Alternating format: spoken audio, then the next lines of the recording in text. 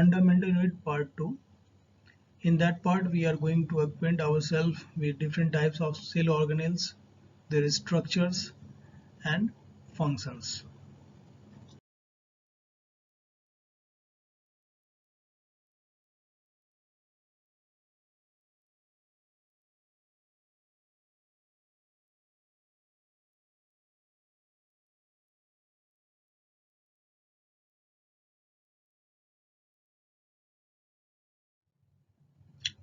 So first in that is the nucleus. Nucleus of a cell is the centrally placed area in animal cell, and in mature plant cell we can see the nucleus at the corner due to the presence of large central vacuole pushes all the organelles along with the nucleus at the corner of the cell, a state which is called as parietal cytoplasm. So nucleus is the structure maybe centrally located or maybe parietally present in the mature plant cell, having two membrane structure with many pores inside, so that it can have the communication of their plasm, that is the nucleoplasm, with the cytoplasm of the cell. Inside the nucleus there are some strand structures are there, which is called as chromosomes.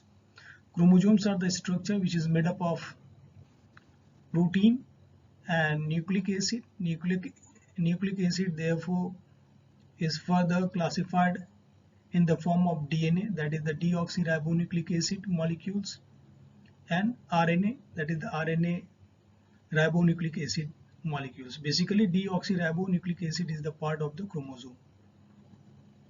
So packing of the chromosome material is DNA and of proteins. Functional segment of the DNA is called genes, that determines the character of an individual, and being inheritable characters, bearing inheritable characters, they can pass from one generation to the another generation of an individual.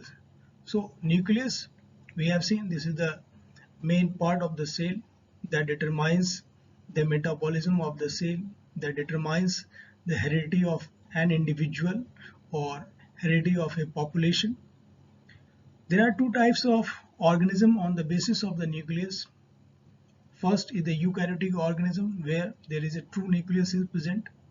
True nucleus means the nucleus would be with the nuclear membrane, the nucleus should be with the nucleolus, it should be with the chromosome with the protein. But on the other hand, in prokaryotic nucleus that we can find in mycoplasma and bacteria, the nucleus is divided of any kind of nuclear membrane, nuclear pore, nucleolus, and their DNA is totally naked. That means they don't have any protein molecules in them. So we can say that the nucleus is the very much characteristic of an individual, a population, or a species, and the characters of an individual is totally found inside the chromosomes in the form of the genes. So we are in this slide see the diagram of the nucleus. We can see the diagram here. This is the 3D model of the nucleus, where we can see this is the nucleus with many pores. These are the pores of the nucleus. Their membrane is double membrane, and inside the nucleus we can find there is a network of very thin filament like structure which are called as chromatin network. So if a cell is not dividing, then the chromosomes are found in the chromatin like structure, totally messed up inside, not distinct at all. Among the chromatin network we can find the dense area. This dense area is called nucleolus, which is one of the very much characteristic of any nucleus. You can see there are structures of ribosomes. Ribosomes we will see in the next slide. They are the intercellular membrane that extends from the cell membrane to the nuclear membrane. They are associated with the nuclear membrane. So this is the structure of the nucleus. Again, in the below diagram we can see this is the cross section of the nucleus, where you can see the membrane is double membrane. Inside there is nucleolus. You can see the chromosomes here colored in orange, and they are having a middle area which is called centromere. So centromere is the characteristic of any chromosome. So chromosomes are the important, as we have seen in the previous slide, are the important characteristic that are carrying the DNA. DNA in turns are having the genes, and these genes determine the character of an individuals. So we can say the nucleus is the organizer of a cell metabolism. These are very much protected by their cell membrane. These cell membranes are further found in the two layers. However, they are totally not separated from the cytoplasm because they are having some pores to have a communication with the outer surrounding, and in surroundings area like nucleoplasm and the cytoplasm, communication channel is there by means of the nuclear pore. Chromosomes in non-dividing cells are found in the meshwork of fine threads, which is called chromatin fibers. Once a cell decides to divide, we can remarkably see there are certain dynamic changes in their chromosomal structure. They not remains like this structure, they becomes like that, short, thick, and very much defined. So this is the structure of the chromosome with their membrane, nucleolus, nucleoplasm, and the structure of the chromosomes we can see in this slide. So in the previous slide we have seen about the nucleus structure. In that diagram we have seen there are some membranous structure which are attached with the nuclear membrane that may extend up to the cell membrane also. They are working like a intercytoplasmic structures. So first of all we will try to understand the word organelle. Organelle means the organ of a cell. So within the cytoplasm of the cell there are certain type of structures can be seen under the microscope, which very definite kind of their structure with definite kind of their functions. They are called as the organelles. Organelles can be of two types. They may be of the membrane bounded structure, or they may be without membrane bounded structure. If they are membrane bounded structure, there are certain examples like Golgi body, mitochondria, chloroplast, etc. Whereas organelles like ribosomes are without membrane. So organelles are the very much specific structures which are found in the cytoplasm of the cell with their specific kind of functions as well. So first of all, in that series we are going to learn about the endoplasmic reticulum. So endoplasmic reticulum is a very different kind of structure. It is supposed to give rise the structure part of the other membrane organelles like Golgi body, lysosome, etc. So endoplasmic reticulum is actually the mother of rest of the organelles in terms of membrane of that organelles. Further, endoplasmic reticulums are of two types. One is the SER that we call as smooth endoplasmic reticulum. Other is the RER, that is the rough endoplasmic reticulum. Smooth endoplasmic reticulums are those which are non-associated surface of ribosomes. That means the ribosomes are not found over their surfaces, whereas the rough one having the ribosomes on their surfaces. So what is the difference that the ribosome plays in their presence over the surfaces of the endoplasmic reticulum? So if the ribosomes are there on the endoplasmic reticulum, such endoplasmic reticulums are going to manufacture biochemical substances which are the derivatives of the proteins. So basically they are forming the enzymes or any other protein derivatives that can only be derived from them because they are having the ribosomes. But on the other hand, where there is a smooth endoplasmic reticulums are found, they will form anything but not the protein derivatives. So all kind of glycolipids type of compounds are formed by them. So smooth endoplasmic reticulum are very important. So far their function in our liver is concerned. They are found in our hepatic cells, and they are also found in some other cells. But rough endoplasmic reticulums are found in such cells where enzyme production is too much. So SER and RER having the different kinds of function. Apart from these biochemical functions, they are forming some organelles like Golgi body. The unit of the constituent part of the endoplasmic reticulum is known as cisterna. They are also working like a channel between the cell membrane and the nuclear membrane. A lot of substances are there. They find their path through their channel transmission. They cannot directly go from plasma membrane to cell membrane through the cytoplasm. They are opting the way of intercytoplasmic channel via endoplasmic reticulum. So endoplasmic reticulum is one of the most important part in the cell cytoplasm. Next in the series is the Golgi body. Golgi body is one of the very important organelle in both plant cells and animal cells. However, the discovery of the Golgi body was very different in both animal and plant cell. It was first discovered in the animal cell, in the nerve cell of the brown owl by Camillo Golgi. So in honor of his name, the organ has been coined as Golgi body. However, in some different place it was found also in plant cell, and that time it was named as dictyosomes. But later on it was found that dictyosomes and the Golgi bodies both are the same structures. But ironically, still in the plant science, Golgi bodies are referred as the dictyosomes. So what are the dictyosomes or the Golgi bodies? So Golgi bodies are the membrane-like structure which are formed by the endoplasmic reticulum. They are actually the extension of the work of the endoplasmic reticulum. We can understand in that way that the process of synthesis that begin in the endoplasmic reticulum that remains continue in a different sac-like structure part of the cell, that is called as Golgi body. The unit of the Golgi body is also called as cisterna, having two phases. One is the forming phase, where small vesicles are formed to form the large cisterna, also called as Cis phase.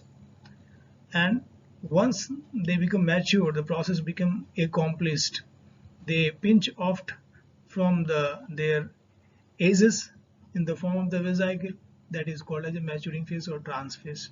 So actually the Golgi body, if you can see in the diagram, they are actually the superimposed membranous structure one above the other. You can see this is the forming phase where so many droplets of vesicles are coming from the endoplasmic reticulum. They fuses and form the large one. After some time they become heavy at their ends and finally pinched off in the form of the small vesicles.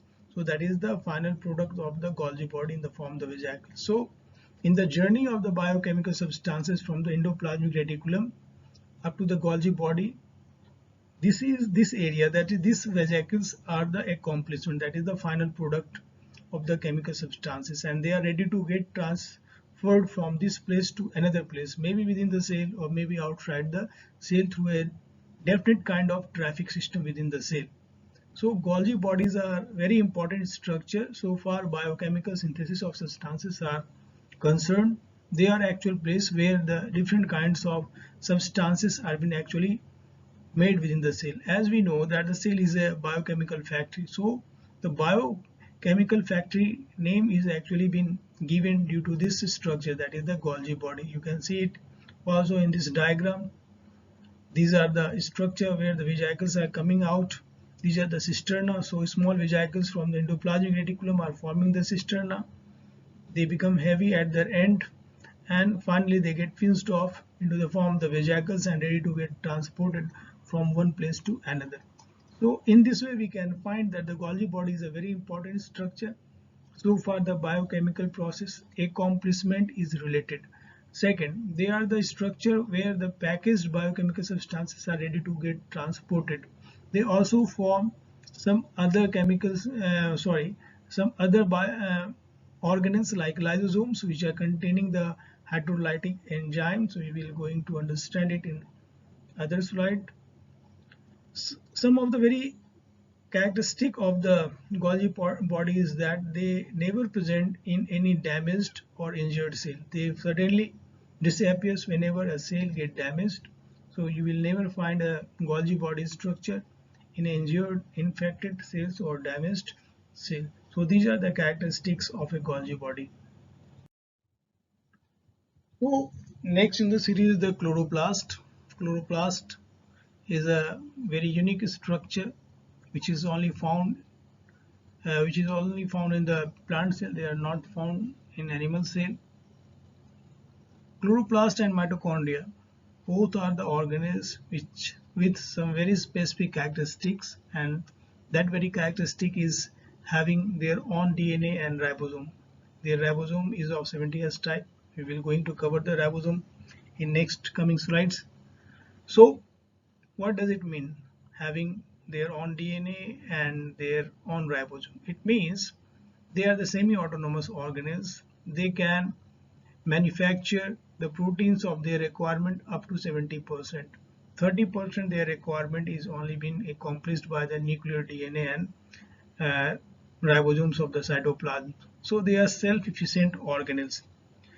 Chloroplasts are very different kind of organelles. They are having two membrane, outer one and the inner one. Outer membrane is smooth one, whereas the inner one give rise to some membrane structure inside, which is called as granum. Granum in terms is made up of small units which is called as thylakoid. All granums are linked together by means of lamellar system which is called stroma lamellae. Inside the chloroplast there is a matrix, there is a fluid which is called as stroma. So chloroplast is the place in a plant cell where the manufacturing of the starch is taking place. They are the specific structure filled with high level of enzymes, very much having the photoreceptor organs in the thylakoid membrane.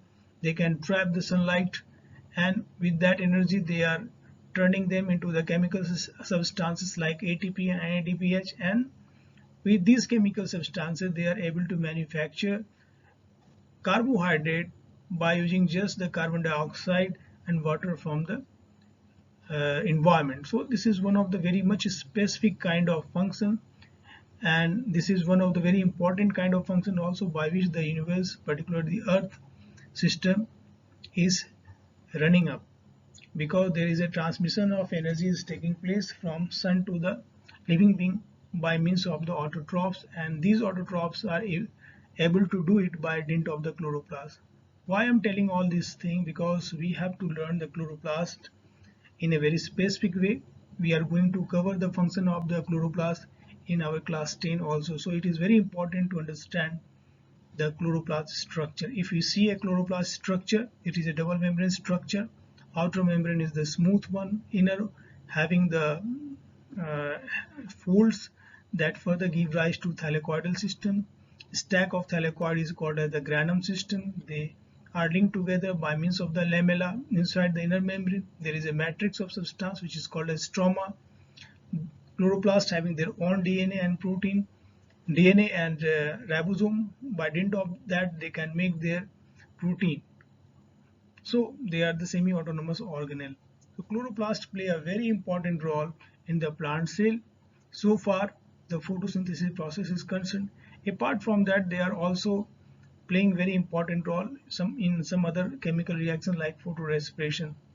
So this is about the chloroplast as an organelle. However, we have to learn about the plastids before of that. Plastid means the membrane bounded structure in the plant cell that contains either the pigment or they may able to store the food.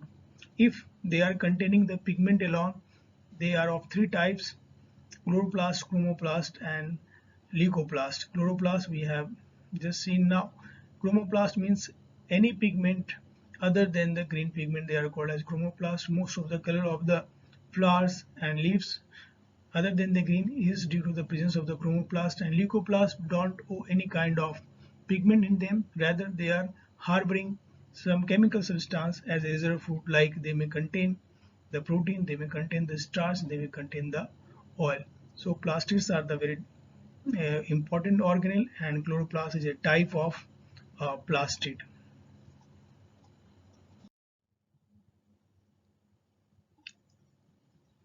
In this slide, we are going to learn about the ribosomes.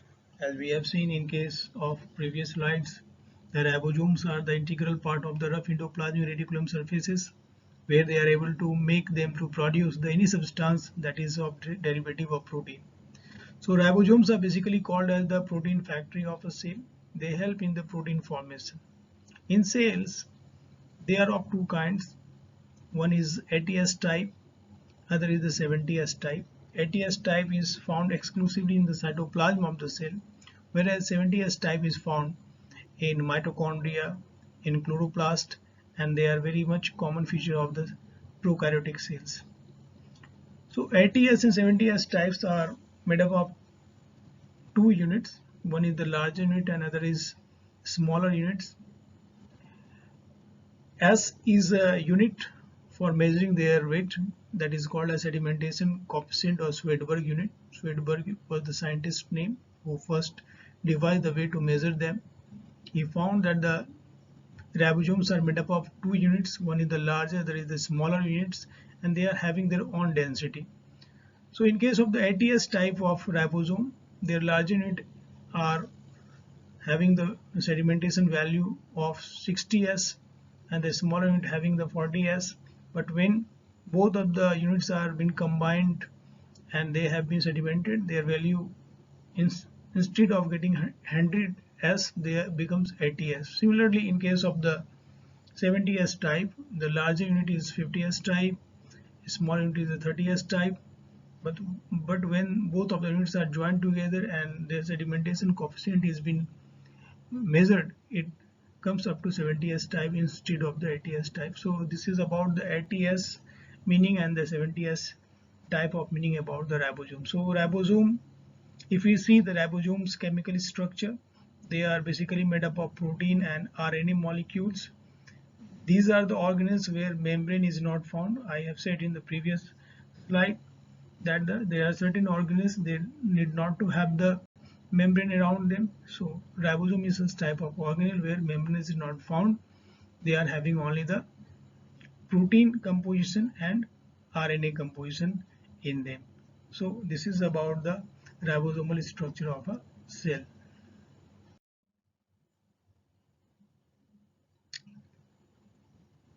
Next is the plant vacuole or the vacuole. Vacuoles are the specific structure. They are very much common in the plant cell, but they are also found in the animal cells. Like in case of amoeba or paramecium, we find that they are playing very important role, particularly in case of trapping the food and releasing out the wastage through them.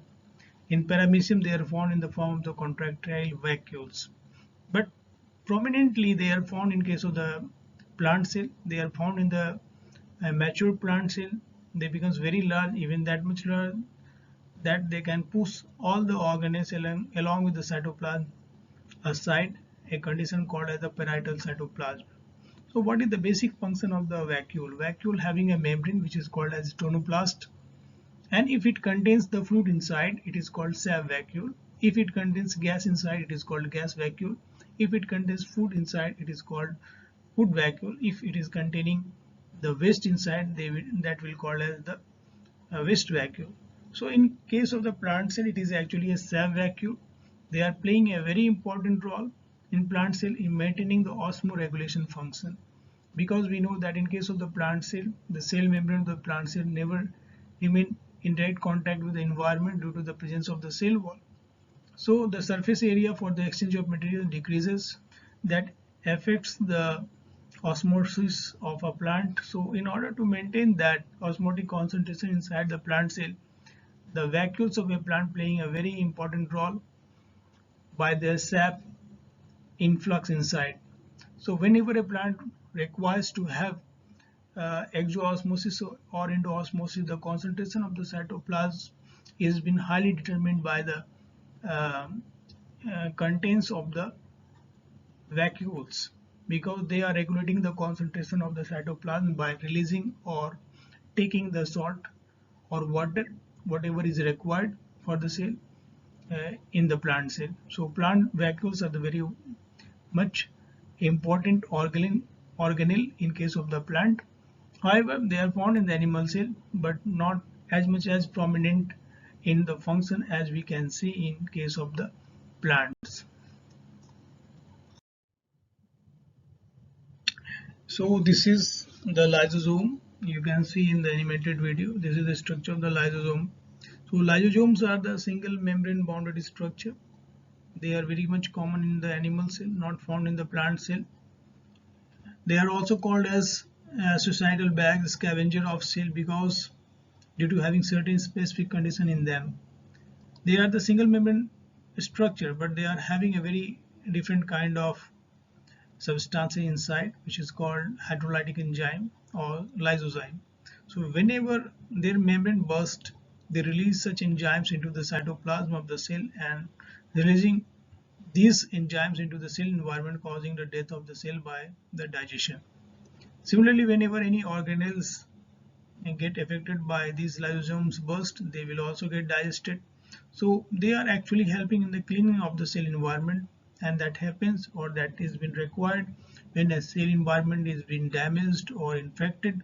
So they require to clean it up, and that cleaning business is given to the lysosomes. So they are also called as scavengers of the cell, as they are containing the hydrolytic enzymes in them. So they are also called as the suicidal bag of the cell.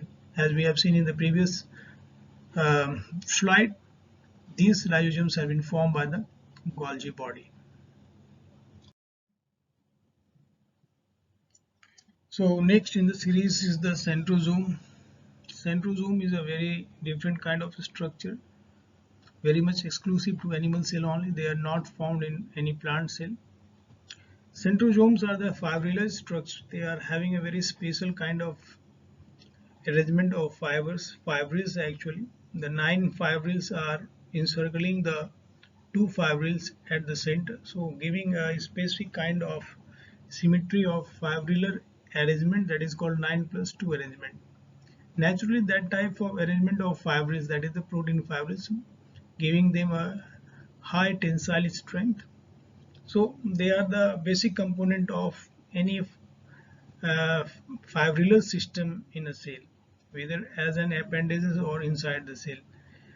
All the flagella is made up of the centrosomes. Wherever we find flagella like structure, maybe in the bacterial cell, maybe in the tail part of the sperm, or any aquatic animals where flagella is been found, all are made up of centrosomes. So centrosomes are playing a very important role. So far the motility of some structure is been required, so they give a tensile strength, a strength which is required during the movement. In case of the animal cell, they are the structure which are found in the cell outside the nucleus and remain covered within a vesicular membrane. Within the vesicular membrane, there are structural components found which are called centrioles, which divides at the time of the cell division, going apart opposite to each other at both of the ends of the cell division, that we are going to learn in the cell division part. And from there they are releasing out some ester rays, protein fibers, that help in the separation of the chromosomes. Such a structure is called as spindle fibers. So centrosomes are the structure in the animal cell which help in the process of cell division. That is their main function in the centrosome. However, such structures are not found in the plant cell, but even if the centrosomes are not found in the plant cell, they are having the spindle fiber formation. So what we conclude that the centrosomes are very specific structure. They are found in such organism where the motility is required in the form of the flagella. So they are the component of the flagella. They are found in the sperm tail. They are found in the animal cell where the movement of chromosomes are required during the cell division. So these are the specific function of the centrosome in the animal cells. So we are going to learn about the cell division. Cell division is a process by which a cell divides and forms new cells. The dividing cell is called as the mother cell, and the divided cell is called as daughter cell.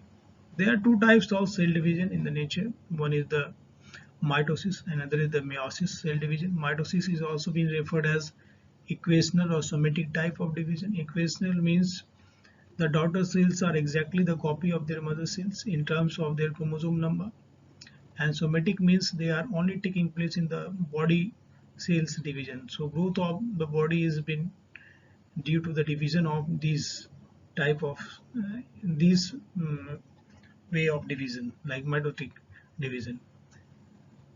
Meiosis is a very restricted kind of division. These are not very common in our body. They are only taking place in our gametes. And here a cell divides and ultimately they form the four cells.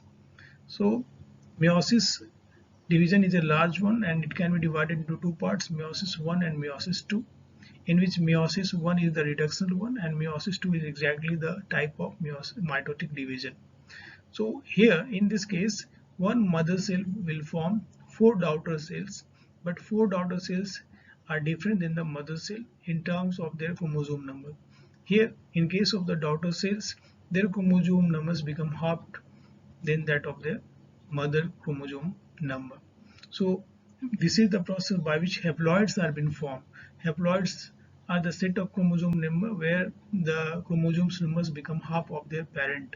Suppose if there is a 4 to 6 chromosome number in case of the human cells, then the haploid chromosome number is 23, and that chromosome number is present in their gamete like sperms and eggs.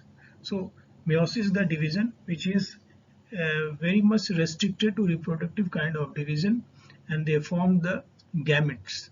So they are also called as a reductional division or reproductive division.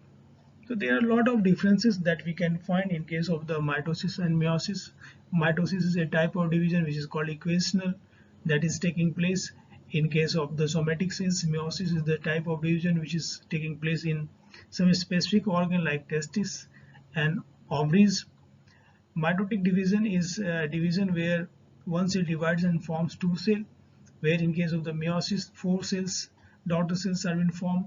In case of mitosis, there is no reduction in the chromosome number. In case of the meiosis, there is a reduction in chromosome number.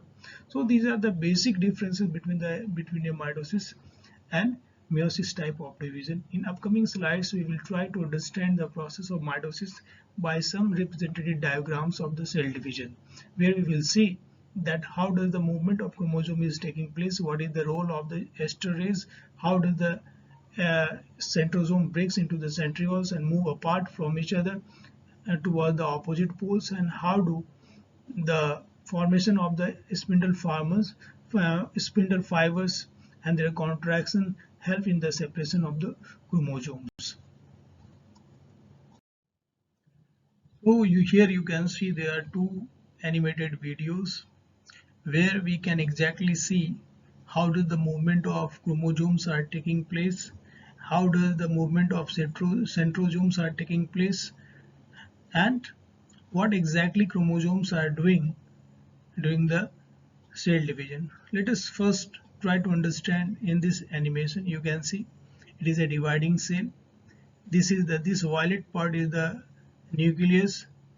It has having the nuclear membrane still with short and thick chromosomes inside. But what happens as the cell moves toward the cell division, this membrane breaks up and chromosomes comes outside the nuclear membrane. So they are lying in the cytoplasm part of the cell. Once they are lying in the cytoplasm of the cell, what happens? See these structures. They are the spindle fibers. These are the spindle fibers formed by the centrosomes that we have read in the previous slide. So these centrosomes or centrioles form the protein fibers which are contractile in nature, and these esterase, as they appears like a star, so they are called esterase. So they are made up of protein. They will move, and you just see the structure, this yellow structure in the chromosome. They are called as centromere. They are called as centromere. So these spindle fibers will get attached with their centromere. See the diagram.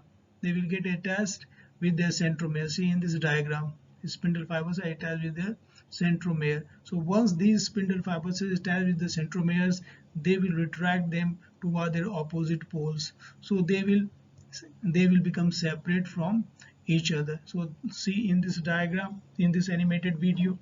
So what happens? All the chromosomes are pulling apart by dint of the oppositely working esterase forces imposed by the centrosomes on them. So this is the mechanism by which the chromosomes are being separated to form the two different types of cells. Now we have arrived at the final part of the video where we'll see the process of cell division in case of the meiosis. In this video you will see that the how does the cell is dividing into two cells first, that is in the meiosis 1, and thereafter they are going to divide into four daughter cells by meiosis 2. So you will see the two cells are being formed in the meiosis 1 part of the cell division, and second you will see there are four cells are formed at the end of the meiosis 2. So meiosis 1, as I told you in the previous slides, is exactly the reductional division where the halving of the chromosomes is taking place, whereas in case of the meiosis 2 there is no halving of the chromosomes are taking place. They are exactly the same type of cell division which is taking place in case of the mitosis. So this is all about the cell division. Only few animated videos has been shared because cell division is not been extended in the syllabus of class 9. It is just up to the preliminary information to understand, to make you understand what type of cell divisions are there, what do you understand by means of the mitosis meiosis, what is the effect of the mitosis and meiosis in the chromosome number of a cell. So that we have covered up. Thank you very much for watching the video.